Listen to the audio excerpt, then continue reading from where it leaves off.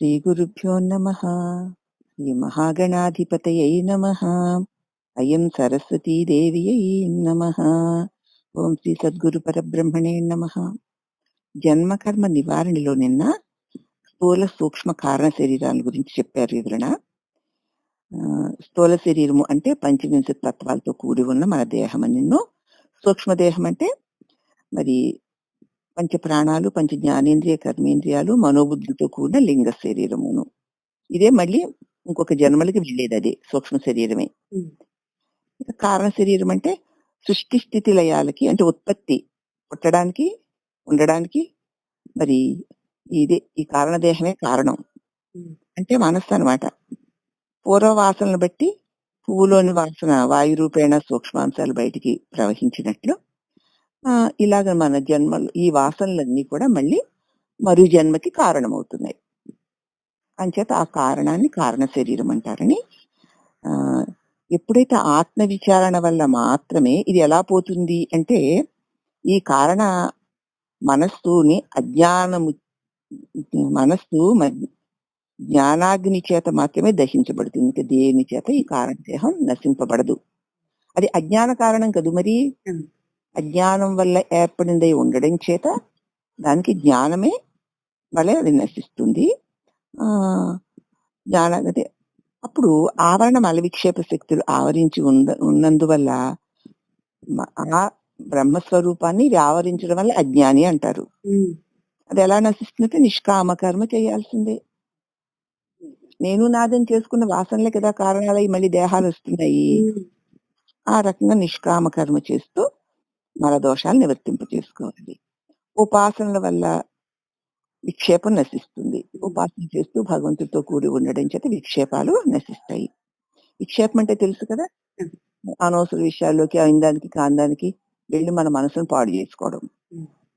అదే నువ్వు ఉపాసనలో ఉన్నావనుకో, భగవత్ కార్యాల్లో ఉన్నావనుకో, ఇతర విషయాల్లోకి వెళ్ళదు కదా. ఆ రకంగా మనకి విక్షేపం నశిస్తుంది. ఆత్మ విచారణ వల్ల జ్ఞానము కలిగితే తప్ప ఆవరణ నశించదు.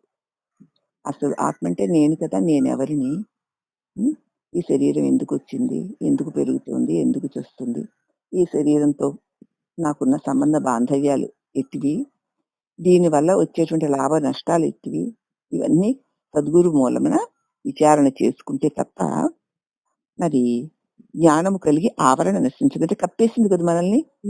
నేనెవరో నాకు తెలియని అజ్ఞానం కప్పేసింది కదా. ఆ సాధనలో ఏంటంటే అప్పుడే పుట్టిన దూడ మరి లేచి నిలబడలేక, నడవలేక జారి పడిపోతూ ఉంటుంది. కానీ క్రమక్రమంగా నడిస్తే పరుగులు పెట్టేయగలుగుతుంది. అదే రీతిగా అభ్యాసి అయిన వాడు అప్పుడప్పుడు విషయాలకు లోబడిపోయినా క్రమముగా నెమ్మదిగా నెమ్మదిగా నెమ్మదిగా మాటి మాటికి జారి పడిపోతున్నవాడు లేచి నిలబడి, దూడ పడిపోతున్న దూడ లేచి పరుగులు పెట్టగలిగినట్లు నీవు నీ స్వరూపంలో నిలబడి జ్ఞానాగ్ని చేత జ్ఞానాగ్ని అంటే ఏమిటి, నీవెవరో నీకు తెలియంది అజ్ఞానము, నీవెవరో నీకు తెలిసింది జ్ఞానము. అప్పుడు నీకు తెలిసిన గురుదేవులు తెలియజేసిన జ్ఞానమునందు సదా నిలబడి ఉంటూ ఉంటే అజ్ఞానం నశించిపోతుంది. అప్పుడు కారణదేహం తొలగిపోతుంది. ఈ 3 దేహాల గురించి వివరణగా చెప్పారమ్మా. చెప్పిన తర్వాత ఇప్పుడు గురు దక్షిణ అంటున్నారు.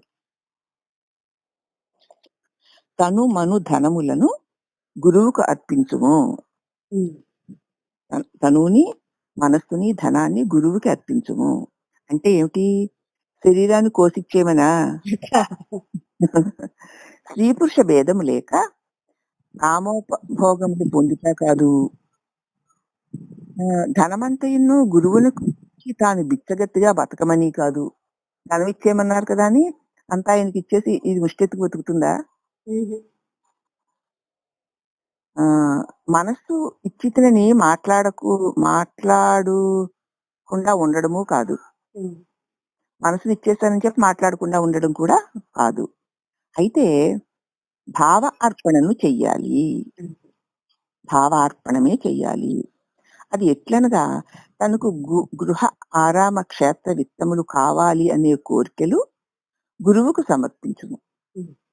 ఇల్లు వాకిళ్ళు కావాలి, బంధువులు మిత్రులు కావాలి, ఆస్తులు ఐశ్వర్యాలు కావాలి, నాకు ఇది కావాలి, నాకు అది కావాలి, నా కొడుకులకి ఇది కావాలి, నా కూతుళ్ళకి ఇది కావాలి, అనేటువంటి కోరికలని గురుదేవుడికి సమర్పించుము. తర్వాత దేహాభిమానము వదులుము. అంటే శరీరము కష్టపెట్టక దేహమును పెంచుటకు ఏ ఉపాయములు ఆలోచించుతున్నావో, శరీరాన్ని సుఖపెట్టుకోవడం కోసం ఎవరైనా ఉపాయాలు ఆలోచిస్తూ ఉంటారు. దీన్ని ఎంత వైభోగంగా ఏ పనులు చేయకుండా సున్నితంగా, సుకుమారంగా, అందంగా, ఆనందంగా, అలంకరణతో ఉంచుకోవడానికి కదా ప్రతివాడు తాపత్రయపడతాడు.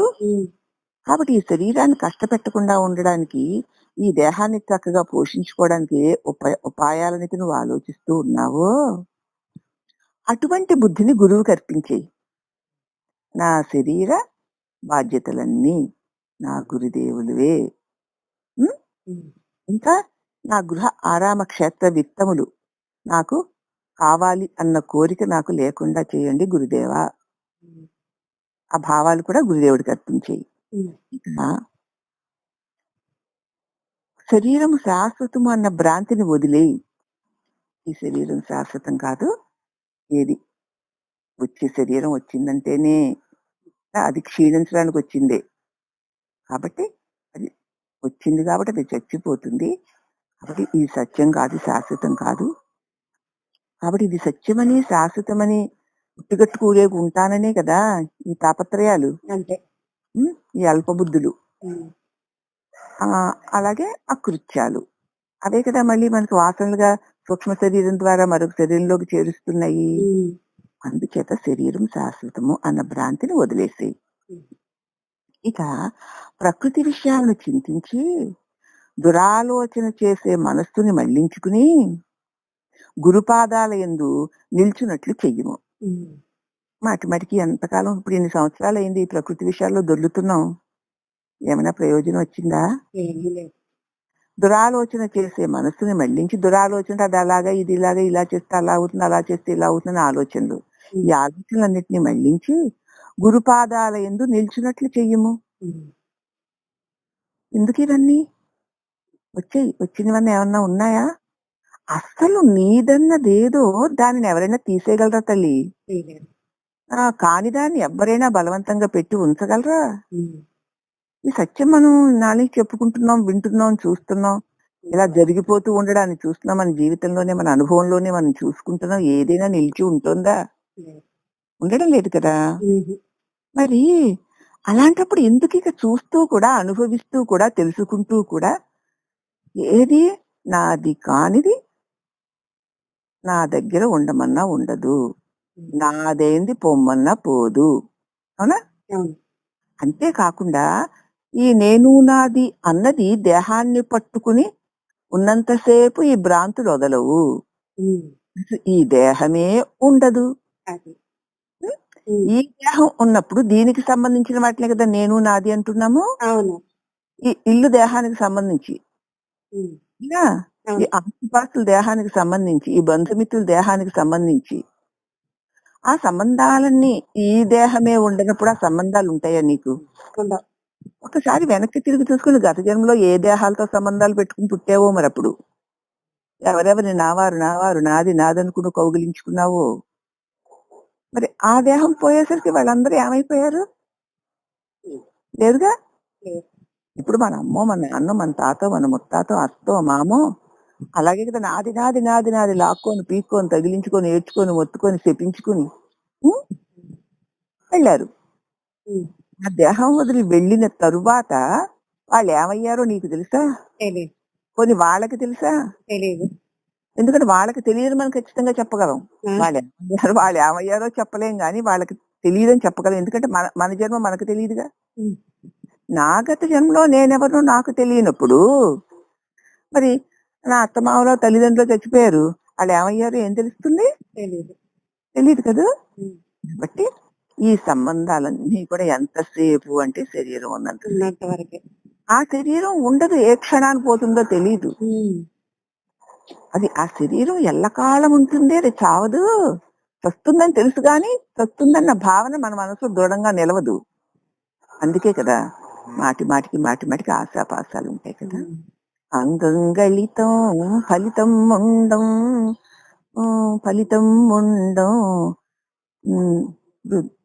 అంగంగళితం ఫలితం ఉండం దశన విహీనం జాతం తుండం వృద్ధో యాతి గృహీత్వా దండం తదపి న ముంజాత్ ఆసాదపాసం. శరీరం అంతా ఇంద్రియాలన్నీ శక్తి నుంచి వదిలిపెట్టేబడుతున్నాయి. ఏమైంది ఫలితంగా? బోసినోరు వచ్చేసింది. ఫలితం ఉండం. కళ్ళన్నీ రాలేయి. కళ్ళు కనిపించట్లా, కాళ్ళు చేతులు వణుకుతున్నాయి, కదలలేకపోతున్నాం. నడవలేకపోతే మూడో కాళ్ళగా కర్ర ఒకటి వచ్చింది. రేపు నేడో చావడానికి సిద్ధంగా ఉన్నాడు. తదపిన మింజాత్ ఆశా. అప్పటికి కూడా వాడికి ఆశాపిండం వదలదే. ఇంకేం పట్టుకెళ్తావు? రేపు నాడు చిటుక్కుమంటావు, ఏం మోసుకెళ్తావు? గతంలో ఏదైనా మీ అమ్మ, మీ అక్క, మీ నాన్న, నువ్వు మగోడువు, నువ్వు ఆడోడువు, వాళ్ళందరినీ ఇప్పుడులాగే కౌగిలించుకున్నావు కదా. ఈ ఆస్తిపాస్తులను కూడా అలాగే అంటు పెట్టుకుని ఉన్నావు కదా. మరి ఇప్పుడు ఏది? ఇప్పటిది రేపటికి అంతే కదా తల్లి. అంతే. కనీసం ఎవ్వరో చెప్పక్కర్లేదు, మనం చూసుకుందాం. మరి ఇంక దేని మీద పెట్టుకుంటావు? దేనికి గీతలు గీసుకుంటావు? దేనికి హద్దులు వేసుకుంటావు? దేనికి ఈ రాగద్వేషాలన్నీ? ఏ నిమిషంలో చస్తావో తెలియదే. చస్తే వీళ్ళెవ్వళ్ళు నా వాళ్ళొక్కళ్ళు ఉన్నారు అన్న సంగతి కూడా తెలియకుండా అయిపోతుంది కదా. చస్తేనే కదా, నిద్రపోతేనే తెలియట్లేదు. మోసి బుద్ధి లేని మనుషులారా అంటున్నాడు ఈయన. నాకు నిద్రపోతేనే ఎవళ్ళు లేకుండా పోతున్నారు, ఇక చచ్చిపోతే ఎవళ్ళు ఉంటారే? దేనికోసం ఈ తాపత్రయం? ఈ జ్ఞానాన్ని గురువు కలిగిస్తాడు మనకి. అప్పుడు ఈ శరీరం శాశ్వతమైన భ్రాంతిని ఆ బోధ వల్ల వదలగలుగుతాం. ఆ బోధ ఎవరిని ఎక్కించుకుంటేను. కాబట్టి ప్రకృతి విషయాలు బాగా చింతిస్తూ దురాలోచనలు చేసే మనసును జాగ్రత్తగా మళ్ళించి బుద్ధి చెప్పుకో. ఇలాగా గురుదేవులు బోధ చెప్తున్నారు కదా, బుద్ధి చెప్పుకో. గురుపాదాల యందే నిలిచేటట్లు నీ మనసుని నియమించుకో. ఈ 3 గుణాలే గురువుకి అర్పించుట. ఈ 3 గుణాలు గురువుకి అర్పించేయి. ఈ గుణాలు తనలో చేరనీయకుండా ఉండిట. తను మనోధనములు ధారబోయేటంటే ఇదే. గురువు అదే అడుగుతాడు. అవి ఆయనకి ఇచ్చే గురు దక్షిణ. అంతే తప్ప ఆస్తిపాస్తులన్నీ ఇచ్చేయడాలు, అడుక్కు తింటాలు, ఇక తనువునిచ్చేయడాలు ఇవి కావు. అన్ని ఇచ్చేసాడు కాదని మరి నిరూపించాడు కదా గురువు. అవి ఇవ్వడం కాదు, కానీ ఇవ్వడానికి నువ్వు రెడీగా ఉండాలి. అయితే అలాగే మన గురువు అడగడు, ఏం చేసుకుంటాడు నీతను వాడికి ఎందుకు?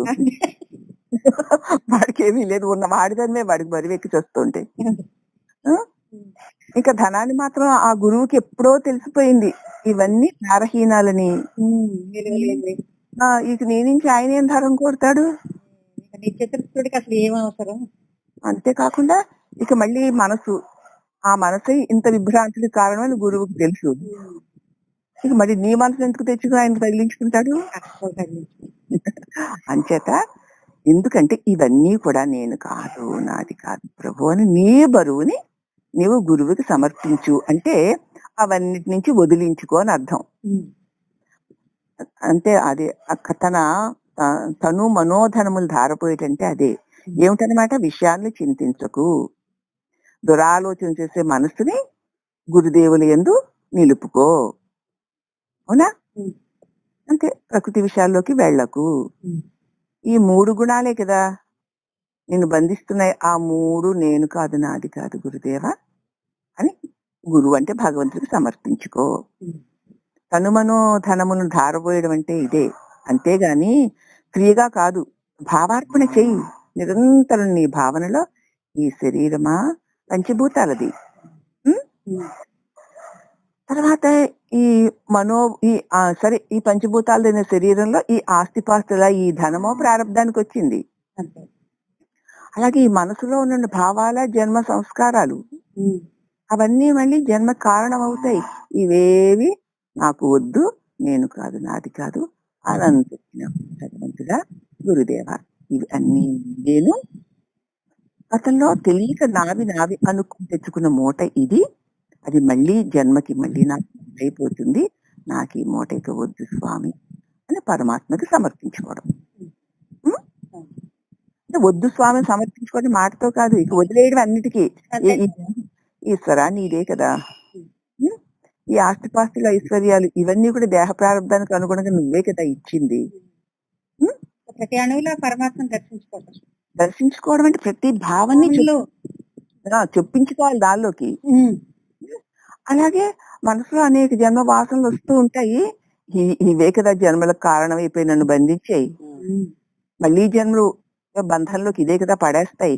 నాకెందుకు ఈశ్వర, ఇదే నీదే, ఇదే నీదే అని నువ్వు ప్రతి దానిని మరి భావార్పణ చేసుకోవాలి. గురువు గారి నామాల్లో శిష్య విత్తాపహార అని ఒక నామం ఉంటుంది. శిష్యుల యొక్క విత్తమును చిత్తమును. శిష్యుల విత్తములను తనకు కావాలని హరించిన గురువు గుణరహితుడు అవుతాడా ఎక్కడైనా? శిష్య విత్తాపహార అంటే శిష్యుల యొక్క ధనాన్ని హరిస్తాడు, అతన్ని కూడా గురువు అంటారు. కానీ శిష్య విత్తాపహారక కాదు, శిష్య చిత్తాపహార. అవునా? అటువంటి గురువు కావాలి. కాబట్టి శిష్యుల విత్తము తనకు కావాలని హరించిన గురువు గుణరహితుడు ఎలా అవుతాడమ్మా? వాళ్ళ ధనాలు నాకు కావాలని పోగేసుకునే గురువు గుణరహితుడు అవుతాడు, ఆ గుణాలతో ఉన్నవాడే అవుతాడు కదా. నీ ఆశలన్నీ వదిలేయండి, శిష్యులందరి పాశమును నేను గట్టిగా పట్టుకుంటాను అని నా గురుడెట్లు పరమాత్మను పొందుతాడు? ఎలా పొందుతాడు? అలాంటి గురువు పొందలేడు కదా. మీ ఆశలన్నీ వదిలేయండి, తనేమో ఆశలను వదలడు, మీ ఆశలు వదిలేయండి అంటాడు. అటువంటి గురువు ఎప్పుడు కూడా తను పరమాత్మని పొందడు, తను పొందలేనివాడు మరి శిష్యుల్ని ఎట్లా పరమాత్మని పొందించగలుగుతాడు? అతన్ని ఆశ్రయించిన శిష్యులు ఎట్లాగ ముక్తిని పొందగలుగుతారు? కాబట్టి ఆశ గలవాడు గురువు కానీ కాదు, లోభత్వము గలవాడు శిష్యులు కానే కాదు. కాబట్టి గురువు ఎట్లాంటి వాడు ఉండాలి? ఆశ లేని వాడే ఉండాలి గురువు, లోభి కాకుండా ఉండాలి శిష్యుడు. పలుకులేని పరమాత్మను పొందిన మహాత్ములకు ఇటు అల్పబుద్ధులు ఉంటాయా? పలుకులే లేవు, అక్కడ తలంపులే లేవు. అఖండ మౌనమైన పరమశాంతమైన పరమాత్మను పొందిన వాడికి ఇటువంటి అల్పబుద్ధులు ఎలా ఉంటాయి? ఉండవని నేను అనుకుంటున్నాను. నదులన్నిటికన్నా సముద్రము పెద్దదే గాని ఆ నీరు త్రాగుటికి ఎవరు వాడుకుంటారమ్మా? అన్ని నదులు ఆ సముద్రంలో చేరతాయి, కానీ ఆ నీరు తాగడానికి పనికొస్తుందా? పనికిరా. జీవనాధారం ఉప్పు గుణంచే అట్టి ఉప్పు గుణంబే జీవనాధారం ఉప్పు గుణమే. అట్లే గుణములు గల గురువుల్ని ఎవ్వరూ చూడరు కదా. సముద్రం ఉంది, ఆ నీరు ఎవరైనా తాగుతారా? మనం సముద్రం దగ్గరికి వెళ్ళి ఏదో పుణ్యమని స్నానం చేసి వచ్చి మళ్ళీ ఇంటికి వచ్చి మంచినీళ్ళ స్నానం చేస్తేనే కానీ కుదురుగా ఉండలేం కదా. ఏ పుణ్యం పోతే పోయింది కానీ ఈ జిగురు. కాబట్టి జీవనాధారం ఉప్పు గుణమే. బతకాలి ఇలా బతకాలి అలా బతకాలి అనుకోవడం ఆ ఉప్పు లక్షణమేనమాట. అందుచేత అట్లే గుణములు గల గురువులను ఎవ్వరునూ చూడరు. పుస్తక పాండిత్యము చేత ఇతరులను సంతోషపరుచుట చాలా హాస్యాస్పదముగా ఉండును. పుస్తక పాండిత్యత రకరకాల కబుర్లు చెప్తూ ఇతరులను సంతోషపడడం, అది ముక్తి అనుకోవడం నిజంగా హాస్యాస్పదమే. ఏ పుస్తకమైనా చెప్పుకుని ఏ కథైనా చెప్పుకుని నవ్వుకోవచ్చు కదా. మన జీవితమే ఇతరులకు పఠనీయ గ్రంథం అవ్వాలి. నీ జీవిత విధానాన్ని చూసి ఓహో ఇలా జీవించాలన్న మాట ఇతరులు తెలుసుకునేలాగా నువ్వు జీవించాలంతే. అంతే తప్ప ఆ పుస్తకాల్లో ఈ పుస్తకాలు ఉన్న మాటలు చదివి ఆహా ఓహో అని చెప్పడం కాదు. నీ జీవితమే, నీ నియమమే, నీ నిష్టే, నీ వ్యవహారమే, నీ ఆలోచన విధానమే ఇతరులకు పఠనీయ గ్రంథం అవ్వాలి. మన సాన్నిధ్యమే ఇతరులకు మనశ్శాంతినిచ్చేట్లుగా మనం మసులుకోవాలి. మన సాన్నిధ్యమే మన దగ్గర కూర్చుంటే మనశ్శాంతి కలగాలి.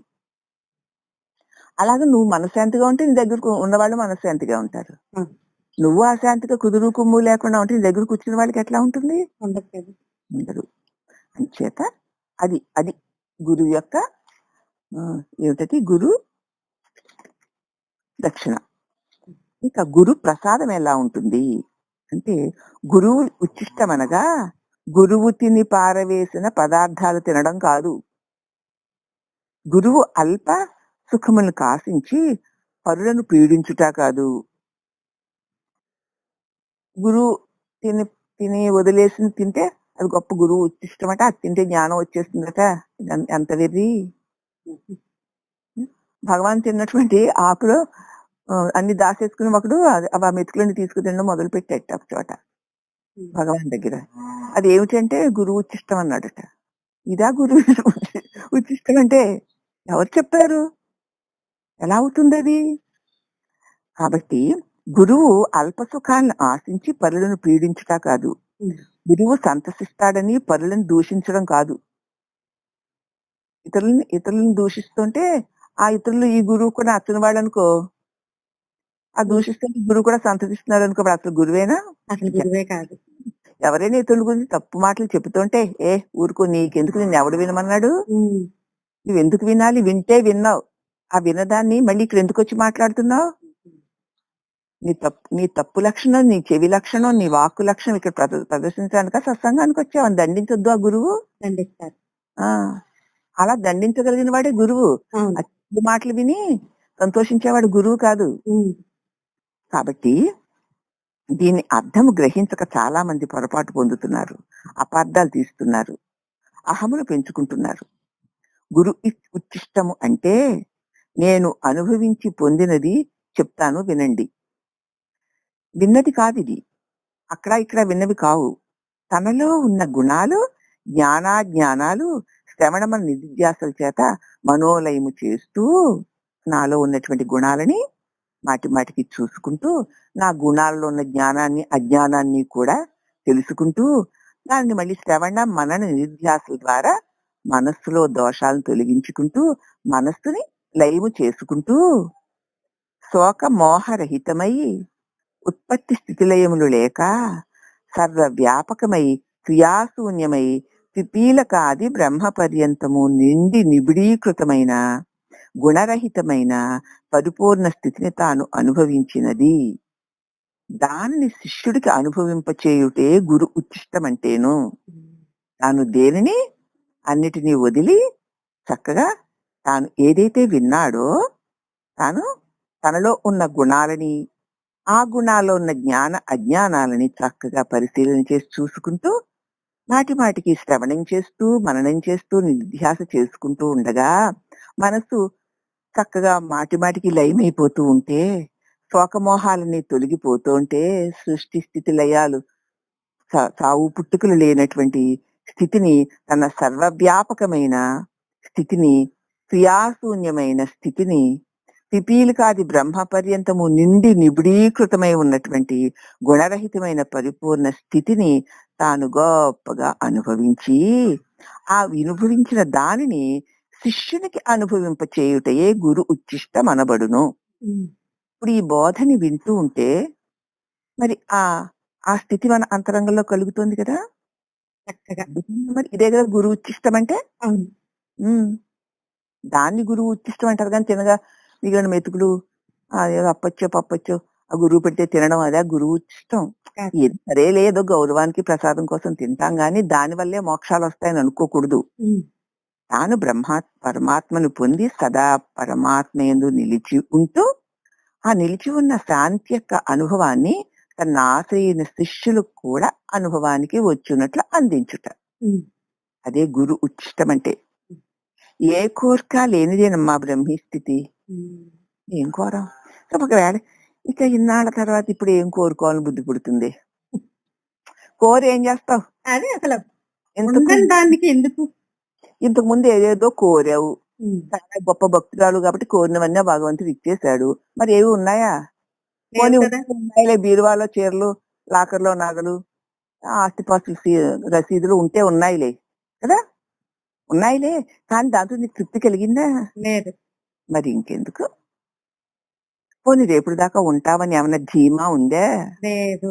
ఇంకెందుకు అంచేత మరి గురువు ఏది విలువ లేనిదో ఖచ్చితంగా చెప్పినప్పుడు లేదని మనకి తెలిసాక ఏం కోరికలు మొలుచుకొస్తాయమ్మా? ఇంకా రావు. వచ్చాయంటే వాడికి పైపైన తెలియడమే తప్ప లోపల తెలియలేదని అర్థం. అవునా? అవును. ఏదైనా రాని ఏదైనా పోనీ తల్లి. ఉం? ఉమ్. ఎందుకు నీకు ఆపగలవా? ఉంచగలవా? ఆ, ఈ 2 ముక్కల సత్యం మనకి బాగా బాగా మననానికి సదా ఉంటూ ఉంటూ ఉంటే అప్పుడు ఏ కోరిక లేనిదే ఆ బ్రహ్మీ స్థితి. ఉమ్. ఈ వచ్చింది ఏదో వెళ్ళింది. అంతకంటే ఇంకేం కావాలి? నువ్వు ఉన్నావు కదా! ఉన్నాను. అన్న దానిలో ఉండడమే బ్రహ్మీ స్థితి అంటే. ఉమ్. ఆ స్థితి శిష్యులకు అందచేయుటయే. అంతేకాని తనకు అక్కరలేక తిని విడిచిపెట్టిన పదార్థాలను శిష్యులకి ఇవ్వడం కాదు. ఉమ్. అవి గురువు అహము చేత పలికే మాటలు. ఇదిగో నా ఉచ్చిష్టం తినండి, నీకేదో మోక్షం వస్తుందని ఏ గురువు అన్నా నీకు అలా పెట్టాడంటే ఆ, నువ్వు గురువు అహంకారంతో పలికిన మాటలు, అది శిష్యుడు కూడా అహంకారంతో చేసే చేతలు. ఉమ్. అంతే. వారు బుటకాలతో పాపరాశులు మోసుకుంటూ ఉంటారంతే. ఉమ్. ఎంగిలి ఎప్పుడు ముక్తినియ్యదమ్మా. ఉమ్. అన్నమే పరబ్రహ్మమని నిశ్చయించిన, కడుపు నిండా భుజించిన ఒక ఝాముకే తిరిగి కావాలని కోరుతున్నావా లేదా? ఉమ్. పరబ్రహ్మాన్ని పొందాక ఇంకేమైనా కోరికలుంటాయా? ఉండవు. అది. అన్నమే పరబ్రహ్మం అయితే మళ్ళీ 2 జాములు గడిచేసరికి మళ్ళీ ఆకలేస్తుంది. పరబ్రహ్మమని కాదు, ఆ సమయానికి ఆకలి తీరుస్తుందిలే. ఉమ్. కానీ అదేనా ఇక జన్మకు సరిపోతుందా? సరిపోదు. మరి అది కాదమ్మా. కోరిందల్లా ఏది కోరినా అది గుణమే. అంతే. నీ గుణానికి తగిన దాన్ని కోరుకుంటూ ఉంటావు. ఉమ్. గురువు తిని విడిచిన అన్నమే బ్రహ్మమన్నా ఎంత ఆశ్చర్యము కదా! ఉమ్. అహంకార మమకారాలు కలవారు జ్ఞానులు ఎలా అవుతారు? శిష్యుని దేహాభిమానము వదిలినదా లేదా అని పరీక్షించుటకు ఇది కాదు. అనేక మార్గాలున్నాయి. ఈ విషయము చూడగా గురువునికే అహం లభిస్తున్నది కదా! ఒకవేళ ఎంగిలి అన్నం పెడితే ఆ శిష్యుడు తింటే వాడికి దేహాభిమానం ఓ- ఉందా లేదా అని టెస్ట్ చేయడానికి అని అన్నారనుకో గురువు, అది కూడా తప్పే. అలా అన్నారు కదా అసలు. అనరు, మరి అంటున్నారంటే అలాంటి గురువుల్ని మనం మరి గ్రహించుకోవాలి. ఉమ్. అనేక మార్గాలున్నాయి శిష్యుని పరీక్షించడానికి. ఉమ్. ఈ విషయము చూడగా గురువుకే అహం లభిస్తోందని అర్థం. గురువే అదో ముఖమును చూచుచున్నాడు, గుణ సహితుడవుతున్నాడు. గుణరహితుడికే కదా ముక్తి. ఉమ్. గురువు తాను ఆచరించి అనుభవంలో ఉన్న జ్ఞానమే శిష్యునికి బోధించాలి. ఉమ్. నీకు తెలిసింది, నువ్వు ఆచరించింది, నీ అనుభవంలో ఉన్నదాన్నే చెప్పాలి. నీకు తెలియని దాన్ని, ఎక్కడెక్కడో విన్నదాన్ని, ఊహించుకున్న దాన్ని ఆ, చెబుతూ ఉన్నప్పుడు అది నిజమైనటువంటి అర్థాన్ని ఇవ్వగలుగుతుందా? ఇవ్వదు. విన్నవాడు సరి అయినటువంటి అనుభూతిని పొందగలుగుతారా? ఉమ్. పొందలేరు. హృదయంలో తాను అనుభవించిన దానిని చెప్పునప్పుడే విన్నవాళ్ళు కూడా దాన్ని సూటిగా అనుభవించగలుగుతారు. అవును. కాబట్టి గురుబోధ వింటున్నప్పుడు నీ ప్రయత్నం లేకుండానే నీ మనసు లయిస్తూ ఉంటే, పరమశాంతిని పొందుతూ ఉంటే ఆ బోధని మనం నమ్మొచ్చు. అవును. ఉం? కాబట్టి తాను ఆచరించే అనుభవంలో ఉన్న జ్ఞానమే శిష్యులకు బోధించాలి. వాచా నిర్మలత్వము చూపుతూ విషయములను ఖండింపకుండిన కృతజ్ఞతను పొందుతారు. మొదలైనగా మాట్లాడుతూ కదా, చూపు విషయాల్ని ఖండించకపోతే, మాటలైతే మృదుమధురంగా ఉంటాయి కానీ విషయాల్లో మాత్రం అతడు దానికి లోబడిపోతూ ఉంటాడు. అందుచేత చిత్తము శివుని మీద ఉన్నది కానీ మనోవృత్తులు చెప్పులు కుట్టుచున్నవని అంటే ధర్మం కాదు. నా చిత్తం శివుడి మీదే ఉందండి, ఏదో మనసు అది అలాగా అక్కడక్కడ తిరుగుతున్నాయిలేండి అంటే అది ధర్మం. కుదరదు.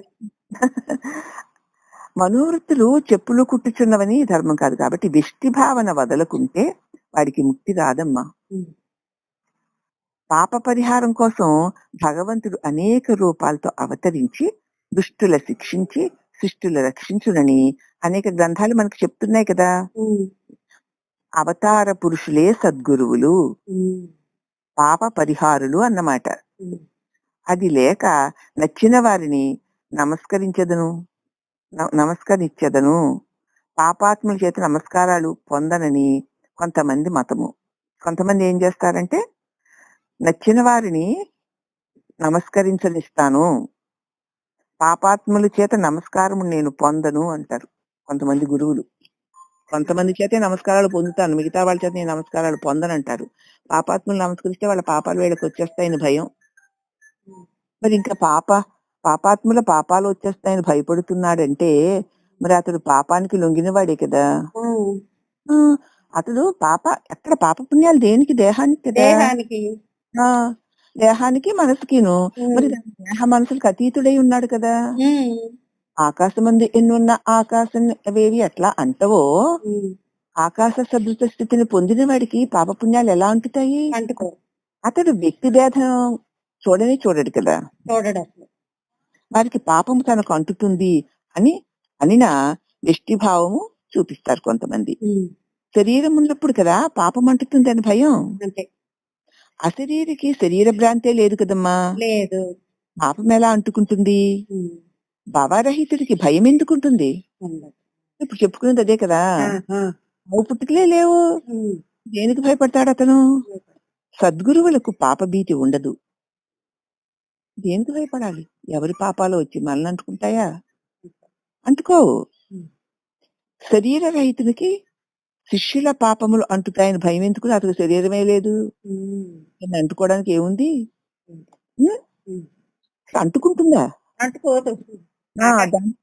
దానికి చెప్పుకున్నాం కదా ఇంతకు ముందు మనం. హ్మ్. హ్మ్. ఎలా అంటుకోదు? అస్పృశ్యుడతడు. హ్మ్. అవునా? అవును. ఎలా అంటుకుంటుంది? అంటుకోదు. ఆ! ఎప్పుడైతే తన ఆకాశ సదృశుడవుతాడో, ప్రకాశ స్వరూపుడవుతాడో అతడిని అంటుకునేదేముంది? ఏమీ ఉండదు. సంతోషం. అందుచేత అటువంటి గురువు దేని వల్ల ఎవరి వల్ల బాధపడడు, బంధింపబడడు. హ్మ్. లవణం లవణం తోయం సంసర్గ్యాత్ ద్రవతోయమయం భవేత్ మనోహి బ్రహ్మ సంసర్గాత్ తదా బ్రహ్మమయం భవేత్. ఉప్పుకి నీరు తగిలితే తదాకారం పొందుతుంది. ఆ నీరు కాస్త ఉప్పుగా అయిపోతుంది. అవునా? హ్మ్. అట్లే మనస్సు బ్రహ్మచింతన చేస్తే బ్రహ్మమును పొందుతుంది కదా! అవును. నానోపాధిగతో దేవా జాతివర్ణాస్తమాదయ ఆత్మన్యారోపితస్తోయే రసవర్ణాదిభేదవత్ అంటారు ఆత్మబోధలో. ఆ నానా రకాల ఉపాధుల్లో ఉండడం చేత ఆ ఉపాధి ఏ కులంలో పుట్టింది, ఏ ఆకారంలో పుట్టిందో ఆ ధర్మాలు, ఆ ఉపాధి ధర్మాలు ఉపాధిలో ఉన్నవాడికి వస్తాయి. అవునా? హ్మ్. ఏ కులంలో పుడితే వాడు ఆ కులస్తుడు అంటారు. హ్మ్. ఉపాధి ధర్మాలు దానిలో ఉన్నవాడికి వస్తున్నాయి. హ్మ్. అవునా? అవును. అలాగే 4 గ్లాసులు పెట్టి 4 గ్లాసులు నీళ్లు పోసి ఒక దానిలో ఉప్పు, ఒక దానిలో పంచదార, ఒక దానిలో నిమ్మరసము, ఒక దానిలో మరి ఇంకేదో వేసాం. హ్మ్. నీరు పోసినప్పుడు ఒకే చెంబులో నీరు 4 పోసాం. కానీ ఈ పదార్థాలని కలిపేసరికి వాటి రుచులు మారిపోయాయి కదూ! రంగులు మారిపోయాయి కదూ! మారిపోయి. ఎలా మారిపోయాయి? నీరదేగా. అలాగే ఉప్పు తగిలేసరికి నీటికి ఆ ఉప్పు ఆకారం, ఉప్పు రుచి హ్మ్. వచ్చింది. అలాగే తీపి నీటికి తగిన తీపి వచ్చేసింది. వచ్చిందా? వచ్చింది. పులుపు వచ్చేసింది. చేదొచ్చేసింది. వగరొచ్చేసింది. అవునా? హ్మ్. అలాగే నీటి వంటిది నీ మనసు. ఈ మనస్సు కదా బ్రహ్మచింతన చేస్తే బ్రహ్మమయమవుతుంది. అది. అవునా? అవును. ఉప్పు నీళ్ళల్లో చేస్తే కరిగి నీరైనట్లు నీ మనస్సు ఆ పరబ్రహ్మము నుంచి వచ్చినదే అయి ఉండడం చేత హ్మ్. పరబ్రహ్మముని చేరిస్తే పరబ్రహ్మమవుతుంది. హ్మ్. అవునా? అవును. దాన్ని నువ్వు పరబ్రహ్మమునందు ఉంచక పరవస్తువు యందు ఉంచుతున్న తదాకారాన్ని పొందుతోంది. హ్మ్. అవునా? అవును. దానికి దేనితో చేరితే దాని ఆకారం పొందడం దాని లక్షణం. మనసు లక్షణం. హ్మ్? హ్మ్. ఏ జాతి గురువుల్ని సేవించినా ఆ జాతికున్న లక్షణములు వారి ధర్మాధర్ములు శిష్యులకు బోధిస్తూ ఉంటారు. అందుచేత ఏ జాతి వారు ఆ జాతి గురువుని సేవించడం ఉత్తమము. స్త్రీలకు స్త్రీలే, పురుషులకు పురుషులే ఉత్తమము. అట్లే లభ్యము కాని ఎడల మనో నిగ్రహము, ఇంద్రియ నిగ్రహము గలవారి వల్ల ప్రమాదము ఉండదు. హ్మ్. అంచేత స్త్రీలకు స్త్రీలే గురువయ్యారనుకో, అప్పుడు ఏమవుతుంది? ఏ ప్రమాదము ఉండదు. అవును. వారు ఆ స్త్రీయత్వంలో ఉన్నటువంటి లక్షణాలు, కష్టాలు, సంసారంలో ఉంటున్న బాధలు అనుభవించి ఉంటారు గనక మనకు కూడా అవలీలగా చెప్పగలుగుతారు. హ్మ్. పురుషులకు పురుషులే గురువులైనా వాళ్ళకి తెలుస్తుంది. హ్మ్. కానీ మరి ఒక్క పురుషుడు నీకు గురువైతే ఆ గురువు ఎటువంటి వాడై ఉండాలి? ఇంద్రియ నిగ్రహము గలవారి వల్ల ప్రమాదం ఉండదు. హ్మ్. ఇంద్రియ నిగ్రహము కలిగి తన స్వరూపమును తాను నిలిచి ఆకాశ సదృశుడే ప్రకాశ స్వరూపుడే ఉన్న గురువు స్త్రీయా పురుషుడా అన్న భేదం లేదు. అవును. హ్మ్. హ్మ్. కాబట్టి తనకు జ్ఞానము కావలనని గురువుని సేవించవలనని సంకల్పము కలిగిన కొంతకాలముకైనా తప్పక భగవంతుడు ఆ కోరికను నీకు సిద్ధింపచేస్తాడు. హ్మ్. కాబట్టి నువ్వు ఇక గురువు కోసం భగవంతునే ప్రార్థించాలి. అవును. నాకు తగిన గురువుని ప్రభో మీరే ప్రసాదించండి. నాకు సత్య జ్ఞానాన్ని అందించే గురువుని మీరు ప్రసాదించండి అని నువ్వు పరమాత్మని ప్రార్థించాలి. హ్మ్. అప్పుడు ఆ భగవంతుడు తప్పనిసరిగా ఆ కోరికని నీకు సిద్ధింపచేస్తాడు. అవును అత్తయ్య. అంతఃకరణ శుద్ధి చేత అనుభవం త్వరలోనే పొందుతావు. అంతఃకరణ శుద్ధిపడి ఉంటే గురువు దొరికిన తర్వాత త్వరలోనే నువ్వు సిద్ధిని పొందగలుగుతావు. అందుచేత అంతర్బాహ్యములందు శుద్ధిగా ఉండు. లోపల వెలుపల మాటి మాటికి శుచిగా బయట శరీరము శుద్ధిగా ఉంచుకుంటూ లోపల మనస్సులో కూడా చెత్త చెదారాలు విషయాలు లేకుండా శుద్ధంగా ఉంచుకో. హ్మ్. శుద్ధ స్వరూపుడు ఎవరు? పరమాత్ముడే. అంతే. పరమాత్మ భావాలనే సద్గురు బోధల్ని చిత్తమందు ఉంచుకో. హ్మ్. అలా ఉంచుకున్నప్పుడు ఆ గుణరహితమైన గురువుని దర్శించగలుగుతావు. ఆ నమస్కృతులు వనర్చి వారికి అనుజ్ఞను బడచి హస్తమస్తక సంయోగమును పొంది మంత్రోపదేశాన్ని పొంది అక్షర జపము దీక్షతో చేస్తే తపస్సు శుద్ధి చేత మంత్రదేవత సాక్షాత్కరిస్తుంది. చేతమ్మ అటువంటి సద్గురువుని మనం అంతఃకరణ శుద్ధి పడిన తర్వాత భగవంతుని ప్రార్థించగా ఆ ప్రార్థన వల్ల అంతఃకరణ శుద్ధిపడి ప్రార్థనలోనే అంతఃకరణ శుద్ధి పడుతుంది. హ్మ్. ఇప్పుడు భగవంతుడు నీకు తగిన గురువుని ప్రసాదిస్తాడు. అవును. ఇప్పుడు ఆ గురువు నువ్వు చక్కగా అంతర్బాహ్యం తన గురువుని దర్శించిన తర్వాత ఇక నమస్కరించి వారి ఆజ్ఞ ప్రకారము గురుదేవులు నీకు హస్తమస్తక సంయోగం చేసి మంత్రోపదేశం చేస్తారు. ఆయన చేతిని నీ శిరస్సు యందు ఉంచి నీకు నీ కర్ణముల ద్వారా మంత్రాన్ని ఉపదేశిస్తారు. అప్పుడు అక్షర లక్షలు జపము చేసి దీక్షతో చేస్తూ ఉంటే తపశుద్ధి చేత ఆ తపస్సుకి ఇంకా అంతఃకరణ అంతా కూడా ఆ మంత్రాధిష్టాన దేవత ఆక్రమించుకుపోతుంది. హ్మ్. అప్పుడు మంత్రదేవత సాక్షాత్కరిస్తారు. హ్మ్.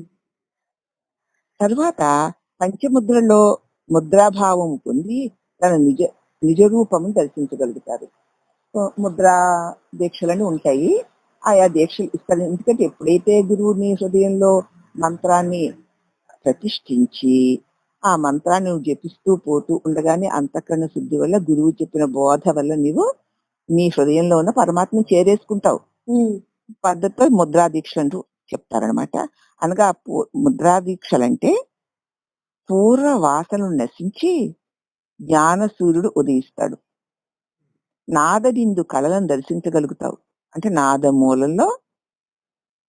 నాదమూలంలోకి చేరతావు. హ్మ్. ఓంకారనాదం చేస్తున్నావు అనుకో, అవును. మరి అనేసరికి మళ్ళీ మూలంలోకి వెళ్తావు కదా! వెళ్ళిపోతాం. ఆ మూలంలోకి చేరేసరికి బిందు రూపంలో ఉన్నటువంటి తేజస్సు నీకు తెలుస్తుంది. హ్మ్. తెలివి ఎలాగున నీ హృదయంలో నుంచి అంకురించి వస్తుందో నీకు తెలుస్తుంది. హ్మ్. అదే బిందువు. ఆ బిందువు నుంచి ప్రకాశించేటువంటి ఆ వెలుగే, ఆ తెలివి యొక్క ప్రకాశమే కళ. కళ అంటే ఏమిటి? అది వ్యాపించి ఉండడం. ఆ! ముందు నువ్వు నాదమూలంలోకి వెళ్ళు. ఆ నాదమూలంలోకి వెళ్ళిన తర్వాత అక్కడ నిలబడి ఉండు. ఉండడం వల్ల నాదం ఉత్పన్నే స్థానంలో నుంచి ఆ శబ్ద తరంగాలు ఉత్పన్నమవుతున్నప్పుడు కలిగేటువంటి చైతన్య తరంగాలు నీకు హ్మ్. తెలుసు.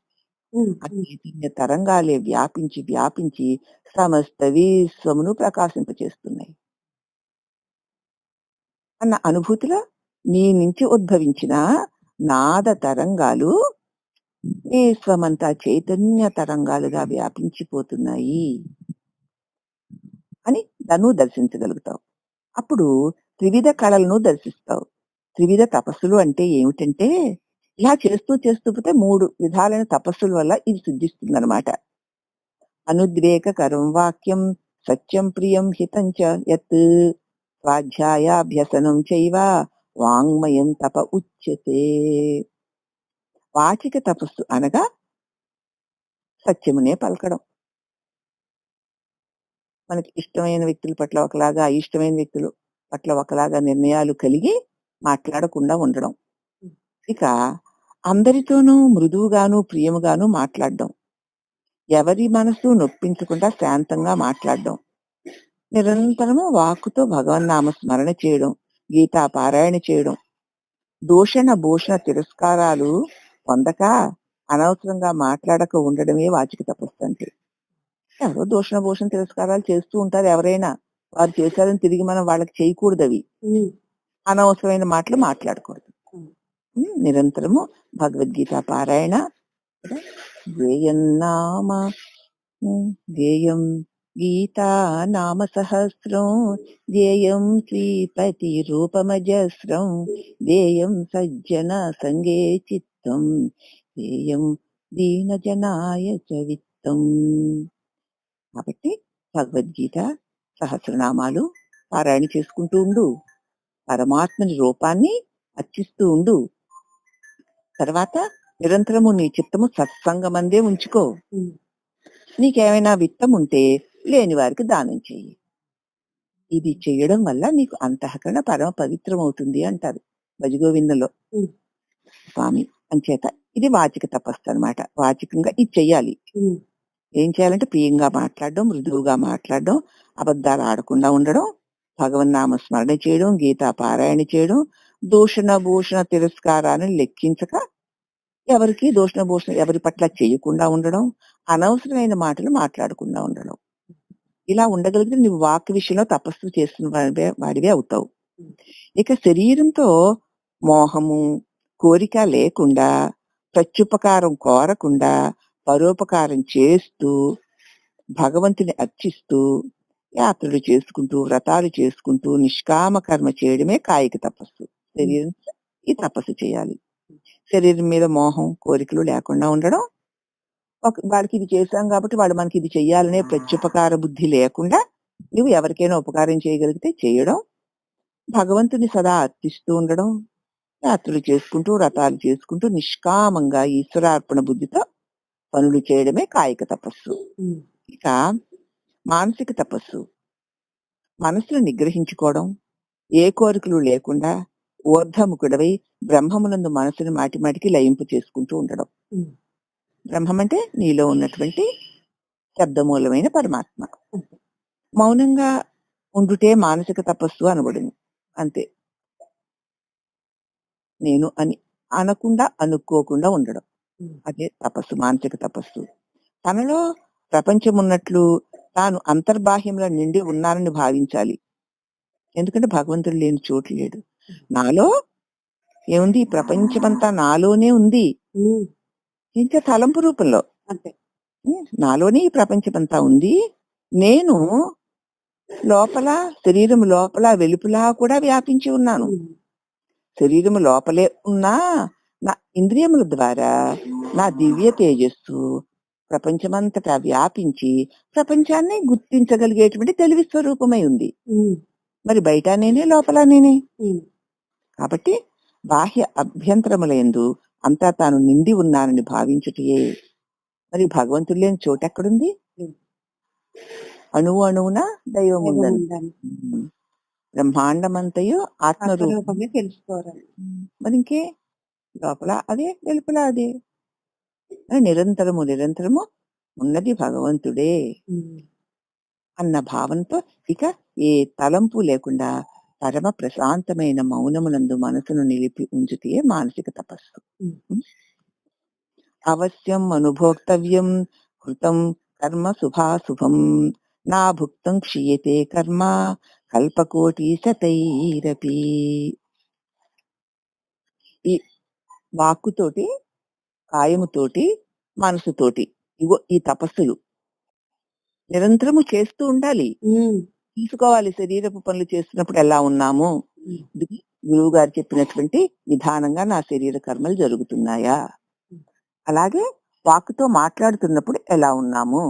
గురువు చెప్పినట్లుగా నా వాక్ వ్యవహారం ఉందా?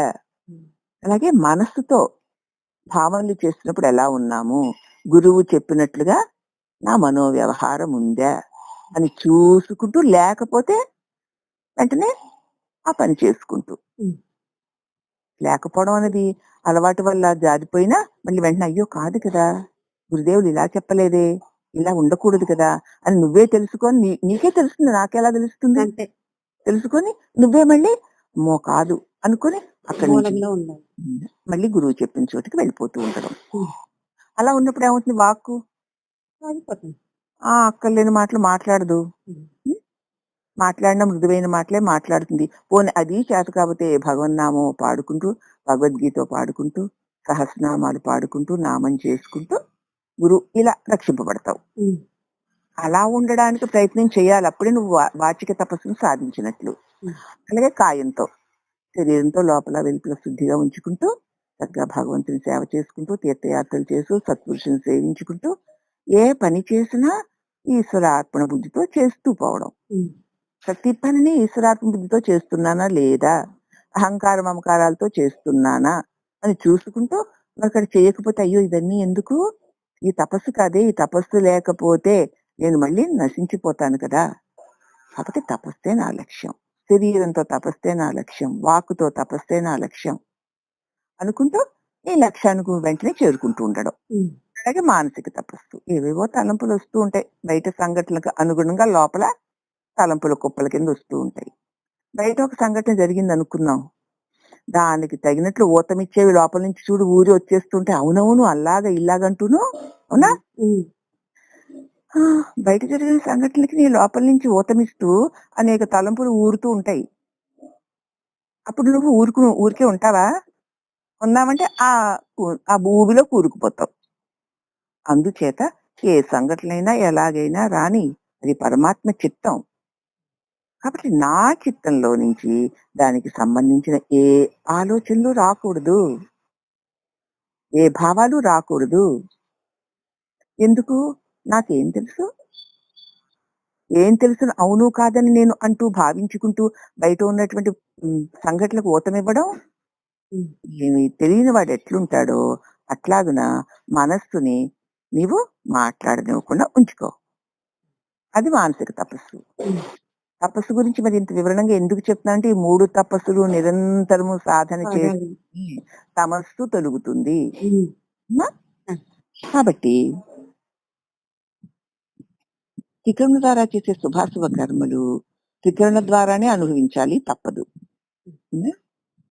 త్రికరణముల ద్వారా చేసే శుభాశుభ కర్మలు, ఈ తపస్సులు 3 చెప్పుకున్నాం కదా బాగాని. ఎందుకంటే భగవంతుడు లేని చోటు లేదు, బాహ్యాభ్యంతరముల పరమాత్మని యొక్క దివ్య తేజస్తే, దివ్య చైతన్యమే నిండి ఉంది. పరమాత్మ లేని చోటు లేదు. అందరి నిండా, అన్నిటి నిండా ఈశ్వరుడే నిండి ఉన్నాడు.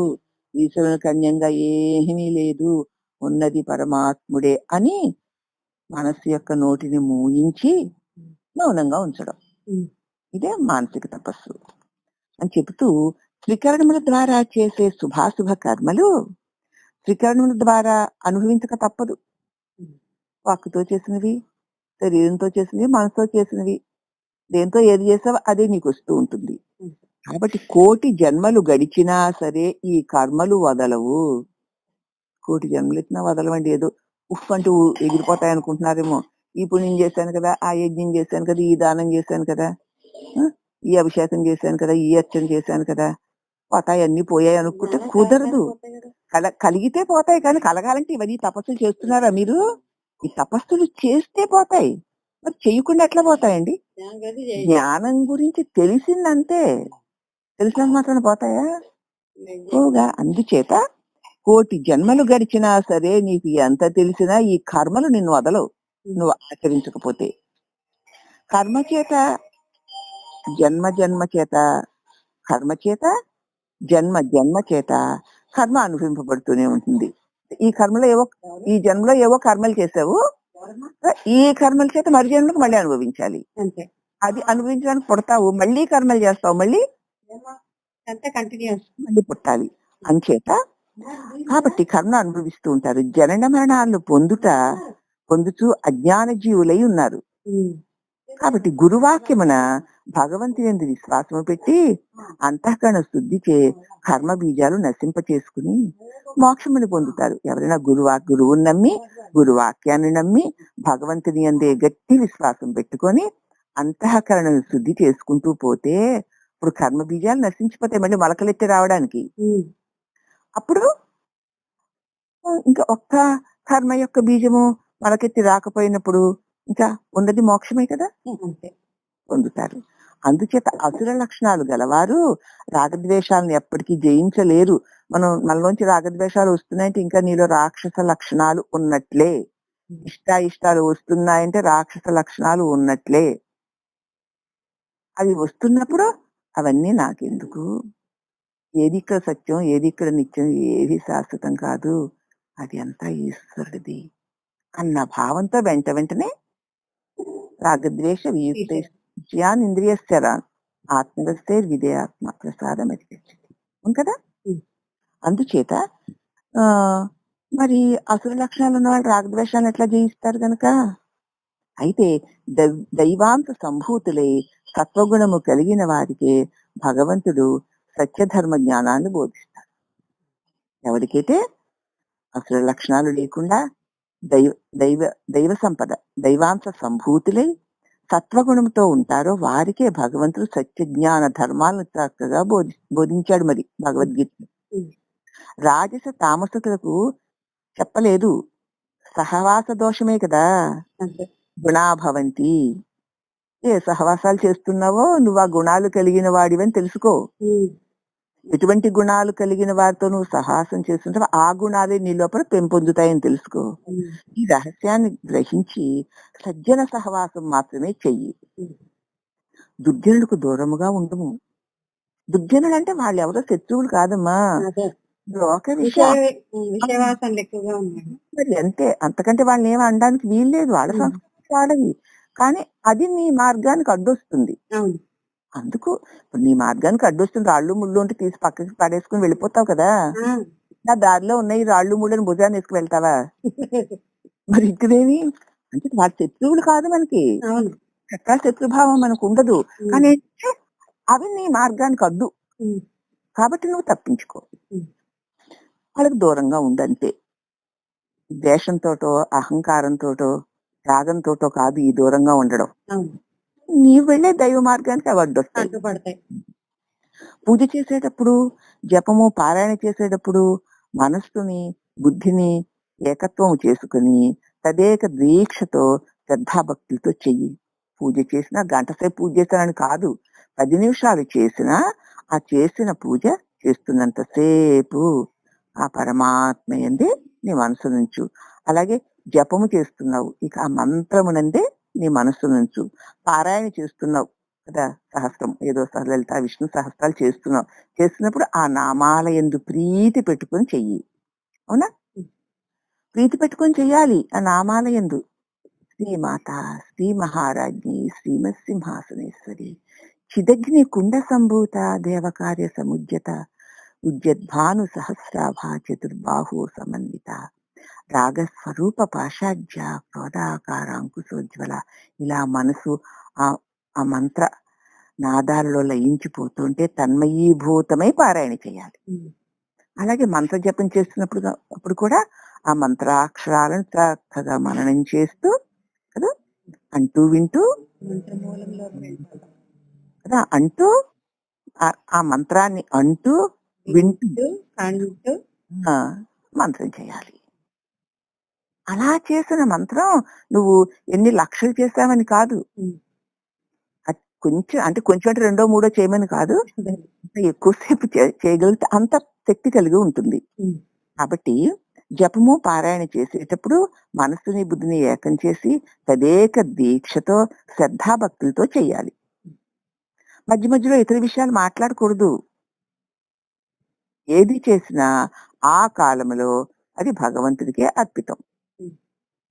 ఈ ఏ నిమిషంలో ఏది చేస్తున్నావో అది ఈశ్వరార్పితం చేసుకోవాలి. హ్మ్. అందుచేత నీలో దురాలోచనలు, దుర్గుణాలు చేరనీయకుండా ఉంచుకోగలుగుతావు. హ్మ్.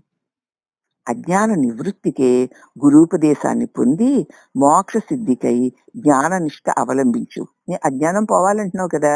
హ్మ్. పోవాలి అంటే గురువుని చేరి ఉపదేశం పొందు. హ్మ్. పొంది మోక్షం కోసం గురువు చెప్పిన జ్ఞాననిష్టని అవలంబించు. అదే ధ్యేయంగా పెట్టుకో. హ్మ్. ఉదయము, సాయంత్రము నిష్టగా ప్రార్థన చెయ్యి, జపం చెయ్యి, ధ్యానం చెయ్యి. మిగతా మధ్యకాలంలో చేసే పనులన్నీ వదలమనలేదు. అదే. ఈ నిష్టగా జపము, ధ్యానము, ప్రార్థన చేస్తూనే ఉండు. ఇక బ్రహ్మజ్ఞాన నిష్ట అంటే ఏమనగా ఇలా చేస్తే సాధన సంపద మన దగ్గర ఉంటుంది. హ్మ్. ఆ సాధన సంపత్తి పొంది విషముగా భావించి, అమ్మో! విషయాల్లోకి వెళ్ళామంటే అది విషంలాగా జన్మల్ని మళ్ళీ ఇచ్చేస్తాయి నాయనా. ఎందుకవి? దానివల్ల ఇన్నాళ్ళు అనుభవించాను ఏమైనా తృప్తి ఉందా? హ్మ్. పోనీ అవి సంపాదించుకోవడానికి శ్రమ, సంపాదించుకున్న తర్వాత దాన్ని దాచుకోవడానికి శ్రమ. మళ్ళీ ఇంతకంటే గొప్పది ఇంకోటి కనపడితే మళ్ళీ దాని మీద మోహం. అమ్మ బాబోయ్! ఇదే విషయమంటేను ఈ విషయాల జోలికి వెళ్ళకూడదు అని భావించి ఇంద్రియ విలాసములకు లోబడొద్దు. వద్దు ఏముందక్కడ? ఆ! ఎన్ని వినలేదు గనక, ఎన్ని తినలేదు గనక, కదా! ఎన్ని చూడలేదు గనక, ఎంత చూస్తే మాత్రం ఏం మిగిలింది గనక అని నీకు నువ్వు చెప్పుకుంటే అప్పుడు మనసు, ఇంద్రియాలు వెళ్ళకుండా ఉంటాయి. అవును. ఊరికినే ఇప్పుడు వినేసి అవును అనుకోవడం కాదు. హ్మ్. అంచేత వాటికి లోబడకుండా, అబద్ధ సాక్ష్యాలు చెప్పకుండా, అప్రమాణాలు చెయ్యకుండా, ఏదో విన్నట్టు కాకుండా చూసినట్టు కాకుండా ఇది తోచినట్టు అవతల మనుషులకు అనుగుణంగా మాట్లాడేయడం. ఇదంతా మనిషి కలిస్తే ఇద్దరి మధ్య నాటకమే. వీడికి అనుగుణంగా వీడు, వాడికి అనుగుణంగా వాడు నాటకాలు ఆడేస్తూ ఉంటారు. ఏమవసరం? ఆడకుండా అప్రమాణాలు చెయ్యకుండా హాయిగా నిశ్చలత్వం కలిగి నీకున్న దానితో తృప్తి పడుతూ ఉండు. ఈశ్వరుడు నీకు ఏది అనుభవం పొందడం కోసం ఇవ్వబడిందో అదే నీకు అమృతము అని భావించి తృప్తిగా ఉండు. అప్పుడు లేని దాని కోసం విచారించకు. చాలా ఉన్నది నాకు అని గర్వించకు. అయాచితంగా ఏది లభించినా పుచ్చుకో. నువ్వేమీ కోరకుండా దానికి అదే వస్తే అది ఈశ్వర ప్రసాదంగా స్వీకరించు. చెయ్యి చాచి మాత్రం ఎవరిని ఏది అడగకు సుమా. నాకు ఇది కావాలి, నాకు అది కావాలని అడగద్దు ఎవరిని. స్వల్ప పాపమే అని అసత్యం ఆడకు. ఇదేమో పెద్ద అసత్యం, వాళ్ళు ఆడిన అబద్ధాల కంటే వీళ్ళు ఆడిన అబద్ధాలకి ఇది పెద్ద అబద్ధం ఏంటి అని మనం కమ్మేసుకుని అబద్ధం ఆడతాం. కాబట్టి ఒక్కొక్కరికి నీటి చుక్క బిందులో పోసిన కొంతకాలానికి బిందు నిండిపోతుంది కదా. హ్మ్. అట్లే పుణ్యపాపాలు చేసిన కొలది కాలమునకే వృద్ధి పొందుతాయి. నువ్వు చేసినవన్నీ కూడా కాలంలోకి వెళ్ళిపోయి నీ కోసం ఎదురు చూస్తూ ఉంటాయి. పాపపుణ్యాలు నశిస్తేనే గాని ముక్తి రాదమ్మా. పుణ్యకర్మలు చూచి ఆనందించి స్తోత్రాలు చేయువారు ఎదుటివారి పుణ్యమును తీసుకుంటారు. ఎవరైతే పుణ్యకర్మలు చేస్తున్నారో వారిని పొగుడుతూ మరి వారి వారి వారి పుణ్యకర్మలు చూసి ఆనందించి స్తోత్రాలు చేస్తూ ఉండేవారు ఆ ఎదుటివారు చేసిన పుణ్యకర్మల ఫలితాన్ని పొందుతారు. హ్మ్. పాపలేశములు ఏరేవారు పాపములు సునాయాసంగా ఎవరైనా ఇతరుల పాపాలను చూస్తూ ఆ పాపాలను గురించి మళ్ళీ మళ్ళీ మాట్లాడుతున్నారంటే వాళ్ళ పాపాలని సునాయాసంగా తీసుకుంటారు. మరి ఇప్పుడు దేన్ని తీసుకోవాలో దేన్ని తీసుకోకూడదో మనమే నిర్ణయించుకోవాలి. హ్మ్. అప్పుడు పుణ్యపాపాలు రెండూ నశిస్తాయి. అప్పుడు నువ్వు ఏది పట్టించుకోకపోతే నీలో పాపాలు చూసే వాళ్ళందరూ నీ పాపాలను తీసేసుకుంటారు. నీలో పుణ్యాలు చూసే వాళ్ళందరూ నీ పుణ్యాలను తీసేసుకుంటారు. ఆఖరికి పాప పుణ్య రహితుడివై బ్రహ్మంపై మిగులుతావు. నువ్వు కదలకు, నేను నాది అనకుండా ఊరుకో. అంతే. అంతే. అప్పుడు తాను గుణరహితము చేసుకోగలుగుతాడు.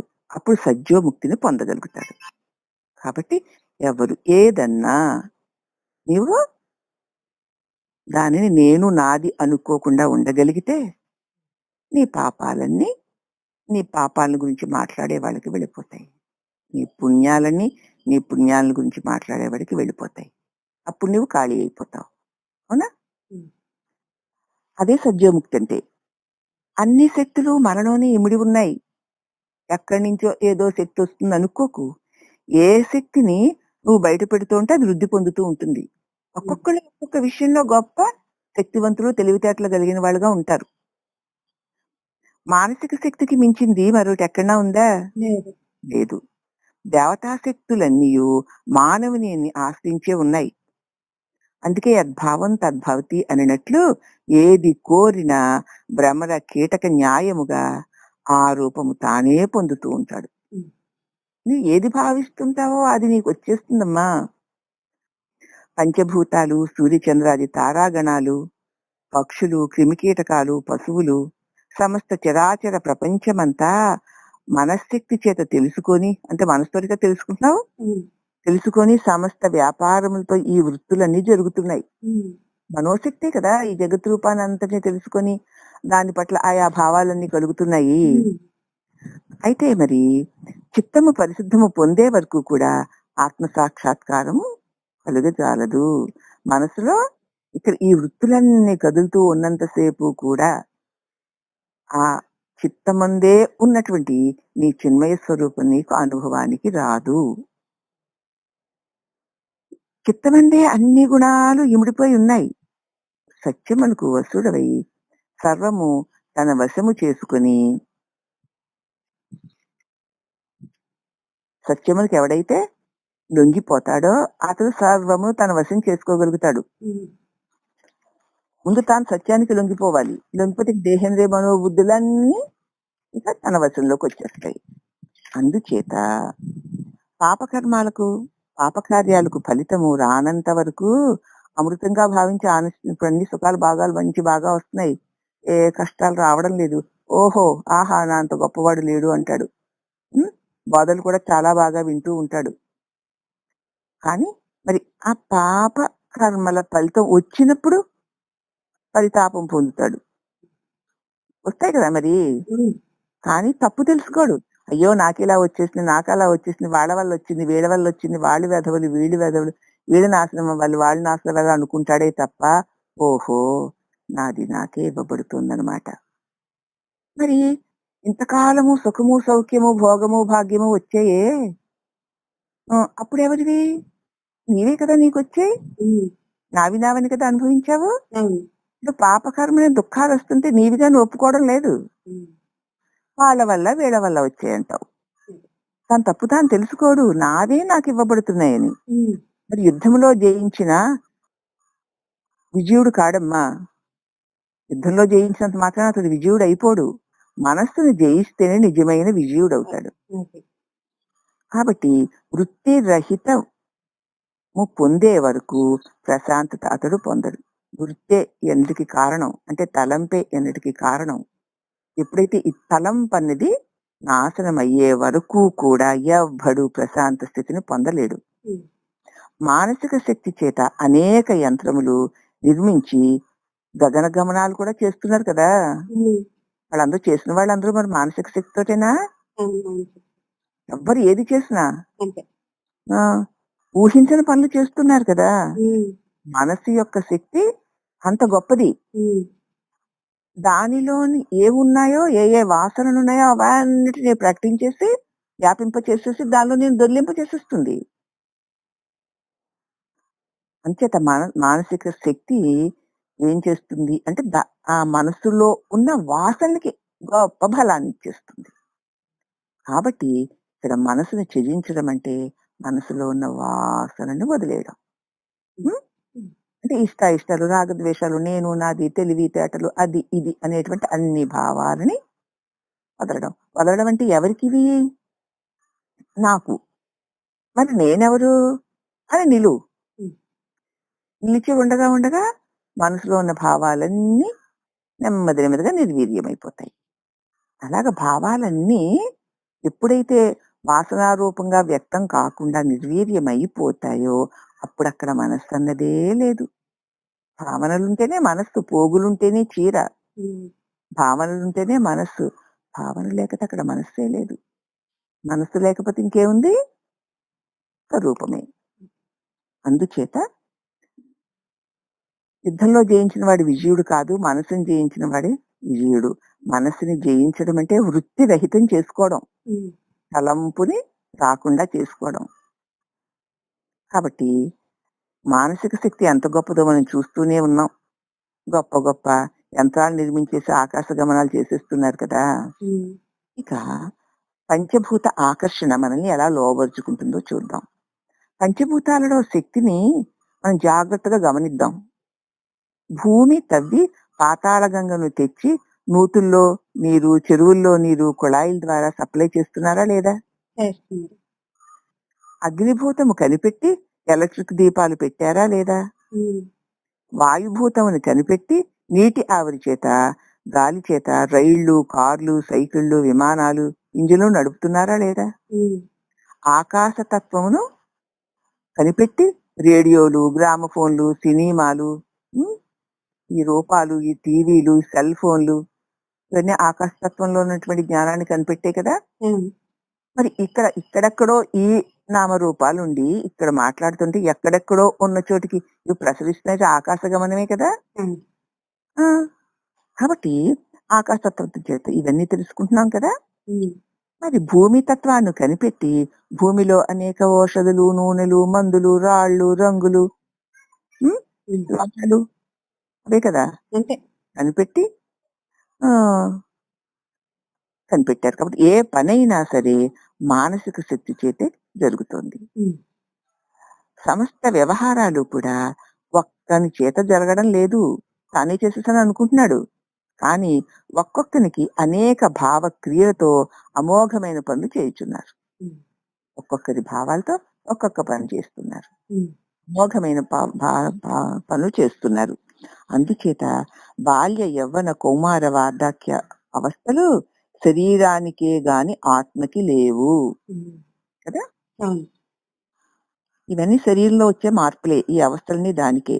పరమాత్మ సాన్నిధ్యము చేత ఇచ్ఛాశక్తి, జ్ఞానశక్తి, క్రియాశక్తులతో ఇగో ఈ వృత్తులు, ఈ వ్యవహారాలు జరుగుతున్నాయి. ఉమ్, పరమాత్మ యొక్క సాన్నిధ్యం వల్ల ఈ శక్తులు మూడుగా మారి ఈ పనులన్నీ జరుగుతున్నాయి. మంత్రశక్తి, యంత్రశక్తి, తంత్రశక్తి ఎక్కడో లేవు, మనలోనే ఉన్నాయి. ఉమ్, నువ్వు ప్రయత్నం చేసి శ్రద్ధ వహించి మనస్సును ఊర్ధ్వముఖంగా తిప్పి చూపుతో తనలో తాను చూసుకుంటే ప్రతి విషయము తనకే గోచరిస్తుంది. నీలోనే నీకే కనపడుతుంది. నీలోకి చూసుకోవట్లేదు ఎప్పుడు. వెలిచూపే తప్ప ఈ వెలిచూపుకి కారణమైన నీ హృదయంలో ఉన్న ఈ లోచూపు ఏనాడు తెలియక మనం ఈ జగత్తు యొక్క రహస్యాన్ని, ఈ నేనన్న అహంకారం యొక్క రహస్యాన్ని కనుక్కోలేక ఆ అహంకార, మమకార, దేహ విషయ, లోక విషయ భావాల్లో పడి కొట్టుకుంటున్నాం, జన్మ పర్వంలో చిక్కుకుంటున్నాం. అంతక లోచూపు చూడని లోకుల బ్రతికేల పరమాత్మ నెరుగని ప్రజ్ఞలేల గురుబోధ ఎరుగని గొప్పతనం వేల మనసు నిల్వగలేని మాటలేలా ఆనందమెరుగని ఐశ్వర్యమదియేలా నిర్గుణం వెరుగని నిష్టయేలా సత్యంబునుడువని సద్గోష్ఠులెందుకు ఉపకృతి చేయని ఇచ్చయేలా సాధకంబున నీ యొక్క స్మరణ లేక కలుగనేరవు పుణ్యంబు గౌరవములు అఖిల భవభంగ విపుల దయాంతరంగా సంతతౌకార ఓంకార శివలింగ సన్నుతాంగ సంతత ఓంకార శివలింగ సన్నుతాంగ అంటున్నారు అమ్మగారు. ఇక రేపు చెప్పుకుందామమ్మా. అలాగే. హరి ఓం తత్.